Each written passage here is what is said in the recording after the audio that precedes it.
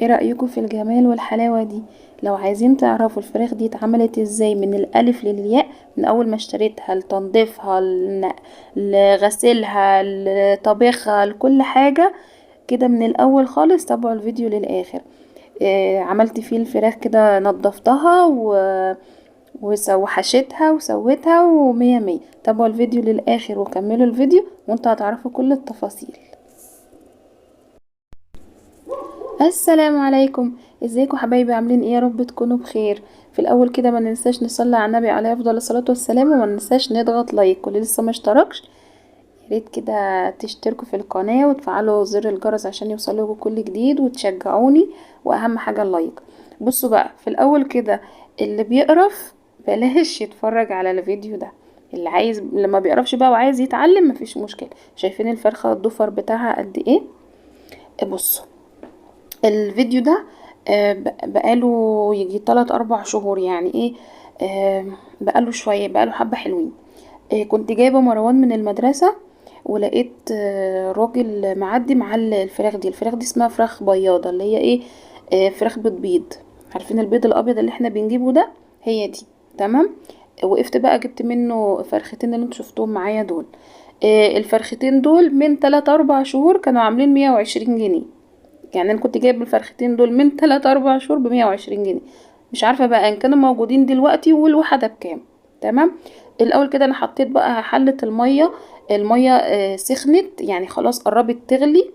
وبعدين حطيت بقى فيها الفراخ زي ما انتم شايفين كده، علشان الريش اللي فيها ده يروح. لازم الميه تكون سخنه، اللي هي يا غليت يا قربت تغلي. بس خلي بالكوا الفراخ دي جلدها بيبقى سميك شوية فبتستحمل السخونية. لو فراخ بقى من اللي هي البيضة، او اللي هي البضارة اللي هي ما بتاخدش سوا دي، فايه المية بتبقى مش سخنة قوي قوي زي دي. دي فراخ بتاخد عتائي، بتاخد سوا، عشان كده بتبقى محتاجة المية سخنة. مسكتها طبعا، زي ما انتوا شايفين كده بقى بنضفها، بشيل الريش منها. مش انا اللي دبحتهم، انا خليت الراجل دبحهم لي وحطيتهم في الشنطه دي وجبتهم وانا جايه بقى ايه، يعني قلت انضفهم معاكم كده. تمام. زي ما انتوا شايفين بقى كده اهو، بشيل كل الريش منها. تنظيفها سهل، مفيش فيه اي حاجه.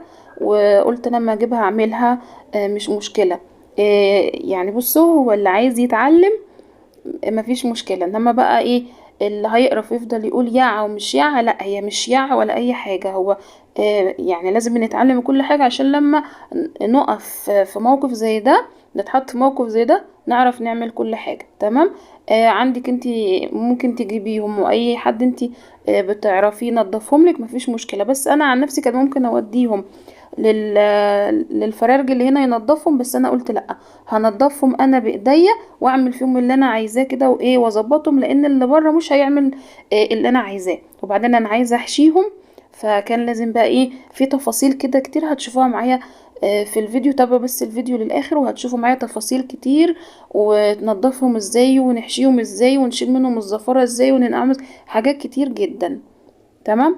الراس بشيلها اهي، والرجول بتاعتها طبعا ما يعني الرجول بتاعتها اصلا بتبقى ناشفه. حتى لو بنحب الرجول، انا عن نفسي بحب الرجول وكل حاجه، بس الرجول بتاعتها ناشفه. تمام. بنشيل اي ريشه منها، والريش الصغير اللي هو الصغنطوط الخالص اللي بيبقى لسه بيطلع او لازق في الجلد ده، برضو بنحاول نشيله عشان الحاجه واحنا بناكلها يبقى شكلها حلو وتبقى نظيفه وحلو. بصوا انا ما باكلش الراس، احنا بناكلش الراس، بس انا قلت لا، برضو هنضفها كده للي بيحبها وعايز برضو يشوفها هي بتتنضف ازاي. بتتنضف سريعة برضو. بنشيل المنقار بتاعها بالزور كده بننضفها برضو. يعني انا ما بسويش الراس دي، بس بصراحة ايه، قلت ما اعملها في الفيديو كده واسويها. مش مشكلة، هنضفها كويس. اتاكلت ما اتاكلتش خلاص، بقول لكم ان انا اتعورت في صباعي، مفيش مشكلة. طبعا بقى الريش اهوت في شنطة، بنحطه في جنب كده وفي شنطة وبنشيله. دي الفرخة التانية. طبعا ما بشتغلش في الفرخة التانية الا الاولى، ايه خلصتها وظبطتها وغسلتها وتمام. بس برضو ايه غسلتها غسيل كده ايه على طول. معايا الشنطة هنا بنضف فيها واحدة واحدة او زي ما انتوا شايفين، بس انا ما حبيتش اطول او اطول عليكم زيادة. تمام. شايفين بقى انا ايه بنضف بقى الريشة ريشة كده، اي حاجة فيها مش عاجباني بشيلها. وعلى فكرة الفيديو ده كان يعتبر آخر فيديو عملته في الشقة. اللي انا كنت فيها، لان انا نقلت من الشقة اللي انا كنت فيها، بس انا في نفس العمارة، بس طلعت فوق. انا كنت قاعدة في الدور التاني، لا طلعت في الخامس فوق، بس في نفس العمارة. فده كان اخر فيديو عملته في الشقة اللي انا كنت فيها. تمام. وانا بصوا الحاجات بقى اللي هي بتاعه الزفاره دي، شايفين اللي انا بشيلها من الجناح دي؟ ودي اهم حاجه، اهم حاجه لازم تشيلها وتنضفيها كويس جدا، لان دي لو ما نضفتهاش كويس بتعمل زفاره. اهو شايفين بشيل كل حاجه فيها بقى، وهفتحها بقى وهتشوفوا المفاجاه بقى، تشوفوا المفاجاه بقى وانا بفتحها. كنت مبسوطه جدا والله، يعني كنت مبسوطه جدا وانا بطلع اللي انتوا هتشوفوه ده. بصوا شايفين؟ بصوا معلش عذرا للي بيقرف يا جماعة، دي حاجات ولازم بنتعلمها. انا كنت بقرف وما كنتش بعمل، يعني ما كنتش بحب اعمل الحاجات دي، ولو عملتها بيبقى غصب عني. انما دلوقتي حاليا لو اتحطيت في اي حاجة هعملها، لو قدامي اي حاجة هعملها. شايفين؟ بصوا لقيت ايه في قلب الفرخة من جوه، كنت مبسوطة جدا. بيضة بيضة بيضة يعني، والبيضة ب5 جنيه، والحسابة بتحسب، وهي ما يعلم بلا ربنا. سيبكوا بقى من الحوض ده خالص، ومش لازم تبصوا فيه، يعني كده كده ايه، احنا بننضف، يعني دي حاجات عادية، وشغالين تحت الحنفية وكل حاجة.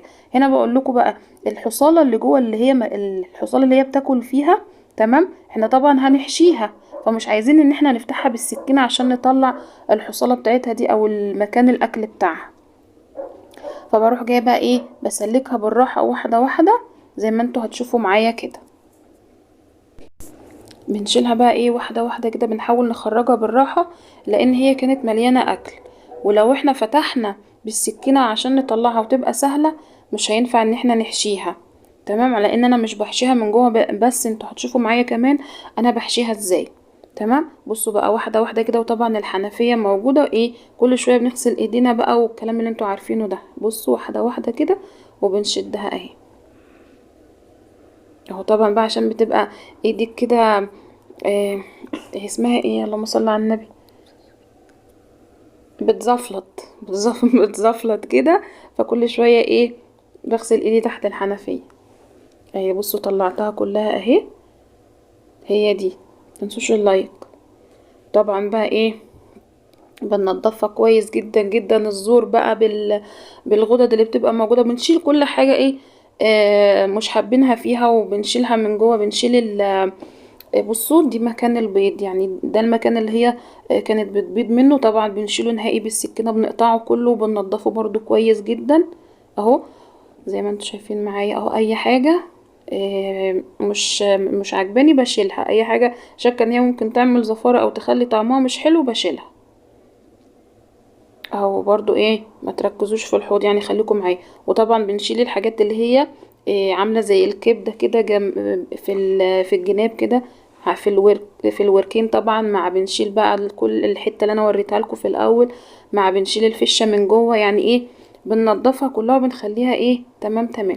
بصوا انا كنت مسرعه الفيديو، جيت هنا بقى ايه وما سرعتوش، جيت هنا ايه خليته يمشي براحته كده، علشان هوريكم بقى. احنا عندنا في البلد بنقولها احنا بنسفقها، في بلاد تانية بنقوله بنورقها. عامة الاتنين اللي هو احنا بنشيل الجلد من اللحم، يعني ايه بنخلص كده الجلد من اللحم، علشان بقى هنحشي تحت الجلد ده رز بيبقى تحفة. بصوا هي علشان انا قلتلكوا هي عتائي بتاخد سوا، فبتبقى ناشفة شوية، فبقى يعني بساعدها بالسكينة. طبعا بالراحة وانتي بتعملي اهي. الحتة اللي زي دي بتبقى جامدة ان انتي تشديها، فبالراحة خالص بالسكينة كده بتخلصيها ايه. بصوا بتقلعيها هدومها، يعني ايه يعني معنى تاني يعني كده. بتقلعيها هدومها، فبنقلعها واحدة واحدة كده اهو. بصوا السكينة واحدة واحدة كده ايه بنخلص الجلد اللي هو لازق في اللحم، علشان خاطر بقى شوية الرز اللي بيبقوا تحت الجلد ما بين الجلد واللحم ده بيبقوا حكاية، بيبقوا أطعم من الرز اللي بيبقى جواها من جوه. شايفين اهو؟ بس بصوا ورقناها بالراحة خالص اهو، او صفقناها بالراحة خالص اهو. وبالراحة خالص وانت شغالة بصباعك، علشان ما تتفتحش منك وما تتقطعش منك، علشان برضو ايه الرز بقى ما تفرقعش منك بقى في الحلة والرز يقع والكلام ده كله. شايفين واحدة واحدة بنعمل كل حاجة واحدة واحدة. انا مرضتش اسرع الفيديو هنا علشان برضو ايه تخلي بالكم وتشوفوا واحدة واحدة احنا بنورقها ازاي او بنصفقها ازاي. اي حاجة طبعا مش عجبانا، جلدة، حتة دهنة، اي حاجة مش عجبانا بنشيلها اهو. ومعلش لو كان صوت الكلاب ظهر في الفيديو، يعني سبت قدام عشان خاطر الكلاب، رجعت ورا برضو الكلاب قدام وورا، الواحد مش عارف يعمل ايه والله. يلا الحمد لله اهو. شايفين تحت الحنفية بقى بتغسليها كويس كده، بتفتحيها كده تخلي المية تعدي ما بين ايه التوريقة اللي انت عملتيها. نغسلها كويس جدا اهو زي ما انتوا شايفين كده اهو. نسيت اقول لكم ان انا لقيت في الفرخه التانية بيضه زي الفرخه الاولانيه برضه.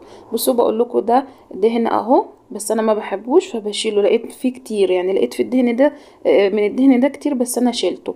انا نضفت الكبده والقناصه وكده فسبته القناصيه دي علشان اوريكم الطبقه الصفرا دي بتتشال ازاي، تبقى سهله عن البط اللي بيبقى صعب ان الطبقة الصفرا دي تتشال. ففي الفراخ لا بتتشال زي ما انتوا شفتوا كده.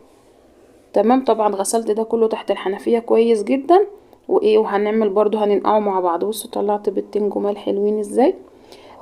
اللي بتاع دي ده عنقود البيض او بيت البيض حاجة زي كده. ده اللي بيبقى البيض فيه، معرفش بقى ان كان في بيتاكل او في ناس بتاكله او لا، انا برميه بصراحة. بصوا ده بقى البيض، انا حبيت اوريهولكوا. بصوا شايفين بسم الله ما شاء الله كان فيها بيض قد ايه، كان فيها بيض كتير.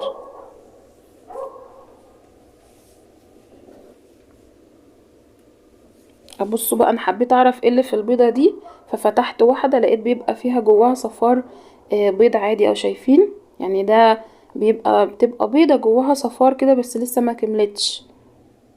طبعا انا بس فتحتها حب يعني ايه استطلاع كده، حب استطلاع كده ايه اللي جواها من جوه. تمام. بصوا بقى انا بصراحة ما كنتش عارفة البيض ده هنعمل فيه ايه، بس انا افتكر ان البيض ده واحنا صغيرين كنا بناكله، فقلت اخليه اشوف عيالي هياكلوه ولا لا، بس ما حطيتوش في الشوربه. يعني انا ما سلقتوش في الشوربه، انا عملته مع الكبد والقوانص كده، وانا بشوح الكبد والقوانص بتاعتها رحت جايه عاملاهم فيها. طبعا بقى غسلتهم كويس وميه اهو زي ما انتم شايفين فيها ليمون، وهحط فيها دقيق وهحط فيها ملح، وهركنهم بقى علشان خاطر يتنقعوا كويس. بصوا الليمونه بعد ما عصرت ليمونه خدت قشره من القشر بتاع الليمون، دعكت بيها ايدي بقى عشان خاطر برضو الزفاره وكده. وللعلم طول ما انا شغاله معايا الصابون ومعايا السلكه وبغسل مكاني على طول، يعني اخلص حاجه اغسلها، اخلص حاجه اغسلها، ما بسيبش الحاجه علشان خاطر ريحه الزفاره، ومعايا خل ومعايا كلور.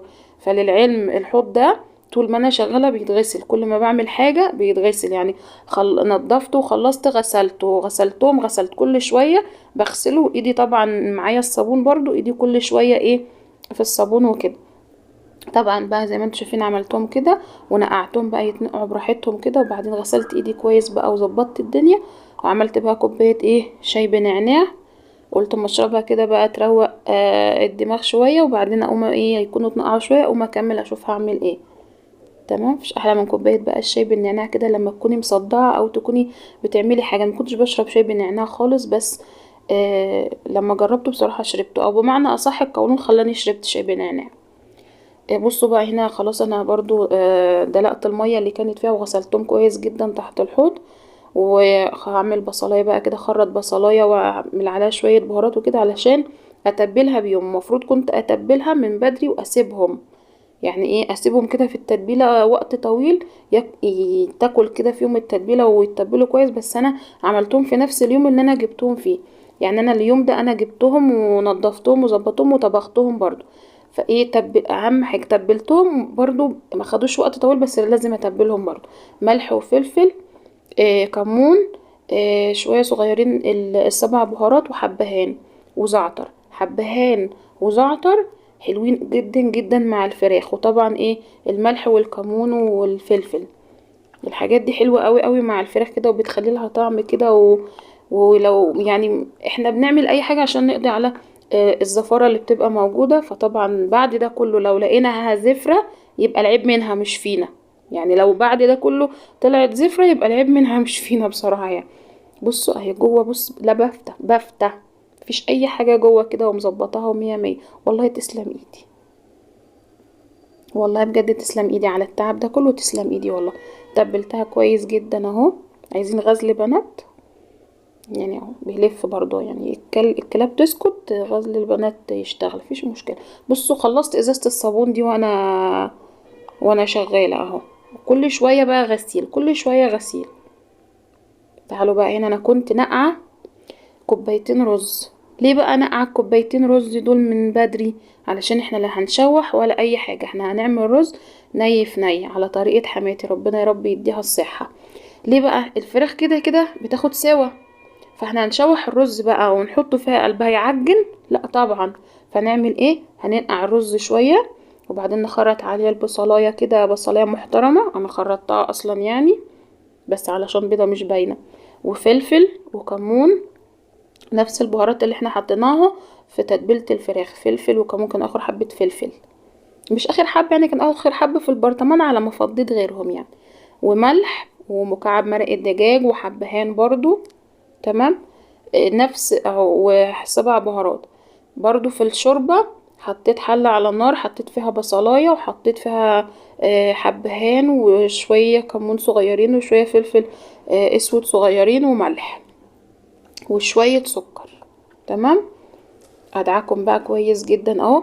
يا جماعة انا شغالة بايدي، انا بشتغل بايدي عشان محدش يجي يقولي انتي بتشتغلي بايدك، احنا اللي هناكل. وشغالة بايدي وعلى طول الحنفية جنبي على طول، على طول ايدي في المية والصابون. فمحدش يعلق، انا بشتغل بايدي، كلنا بنشتغل في بيوتنا، مفيش احسن من الشغل بنشتغل قصدي في بيوتنا بايدينا، ومفيش احسن من الشغل بالايد. حطيت معلقتين سمنة زي ما انتوا شفتوا كده معايا، وحطيت شوية زيت بس عشان يدوها لمعة كده ويخلوا الرز مفلفل. وحشيتها بقى ايه من جوه من بره اهو، زي ما انتوا شايفين انا حشيتها معاكم قبل كده، فهلاقي عشان الفيديو ما يطولش فاروح حشيتهم كده مع ايه، مع نفسي. حشيتهم بقى اهوت وكتفتهم كويس جدا عشان الرز ما يطلعش منها. وحمرت جنبها شوية مكرونة زي ما انتوا شايفين كده اهو. وخلاص هي استوت، هي بتاخد وقت في السوا. ونسيت بقى معلش، انا قلت لكم عملت ايه في الشوربه وحطيتها وكده. وبعد ما استوت طلعتها حطيتها في الصينيه. عملت معلقه صلصه على شويه، على معلقه سمنه، على شويه بهارات برضو، على نقطه دبس رمان كده، ورحت جايه دهنه وشهم زي ما انتوا شايفين كده، ودخلتهم ودهنت وشهم بقى بالخلطة اللي انا قلت عليها دي، ودخلتهم الفرن اتحمروا وطلعوا. الرز بتاعهم كان مفلفل وكان جميل جدا جدا. ما تنسوش اللايك، واشوفكم في فيديو جديد.